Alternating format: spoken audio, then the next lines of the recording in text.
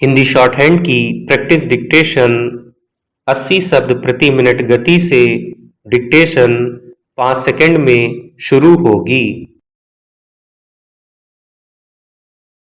Start. श्रम कानूनों को सरल एवं प्रभावी बनाए जाने से भारत का सेवा निर्यात भी तेजी से बढ़ाया जा सकता है।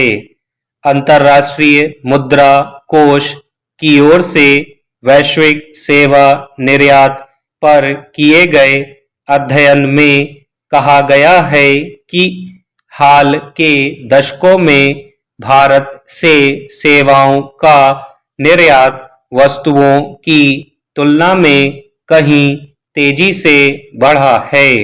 ये ऐसी सेवाएं हैं जिन्हें बिना भौतिक निकटता के सीमाओं के पार पहुंचाना आसान है। यानी जैसे जैसे दूरी का महत्व कम होता जा रहा है और डिजिटल व्यापार बढ़ रहा है, वैसे वैसे भारत से सेवाओं का निर्यात भी बढ़ रहा है। ऐसे में भारत से सेवा निर्यात में वृद्धि के लिए सेवाओं की गुणवत्ता, दक्षता, उत्कृष्टता और सुरक्षा को लेकर अधिक प्रयास करने होंगे।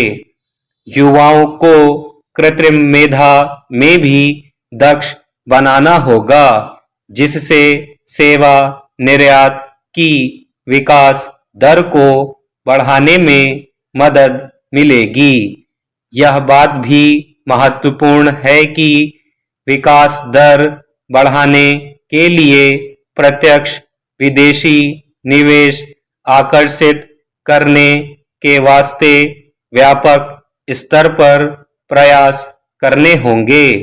उद्योग संवर्धन एवं आंतरिक व्यापार विभाग के तहत काम करने वाली एजेंसी इन्वेस्ट इंडिया ने हाल में अपनी रिपोर्ट में कहा है कि दुनिया के 10 प्रमुख देश भारत में उद्योग कारोबार के 10 महत्वपूर्ण क्षेत्रों में 45 अरब डॉलर का निवेश करने के इच्छुक हैं।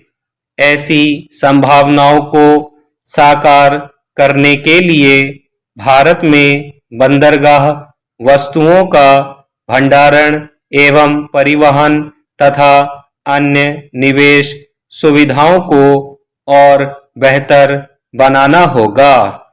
पश्चिम एशिया में संकट से निर्मित परिस्थितियों के कारण भारत की विकास दर को कम होने से बचाने और तेज विकास की संभावनाओं को बनाए रखने के लिए हमें बहुआयामी दृष्टिकोण अपनाने की जरूरत है।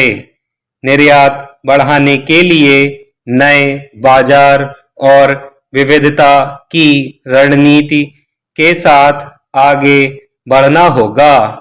निर्यातकों की दिक्कतों को कम करना होगा, जो केवल शुल्क वृद्धि तक सीमित नहीं है, बल्कि निर्यात पर लगाए गए डंपिंग रोधी शुल्क से भी संबंधित है।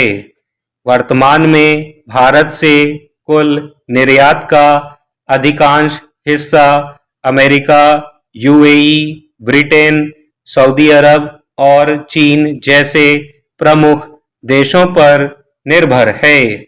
इसलिए अब अन्य देशों में भी बाजार तलाशने होंगे, ताकि किसी एक या कुछ देशों में आर्थिक सुस्ती का सीधा असर भारत पर ना पड़े। निर्यात विविधीकरण पर भी ध्यान देना होगा, ताकि नए उत्पादों को इसमें शामिल किया जा सके।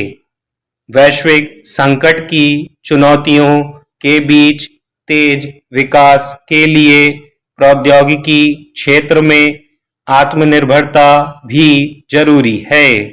भारत को ऐसे संस्थान एवं विकास मॉडल बनाने होंगे जो उसकी अपनी वास्तविकताओं और सभ्यतागत मूल्यों से जुड़े हों। स्टॉप।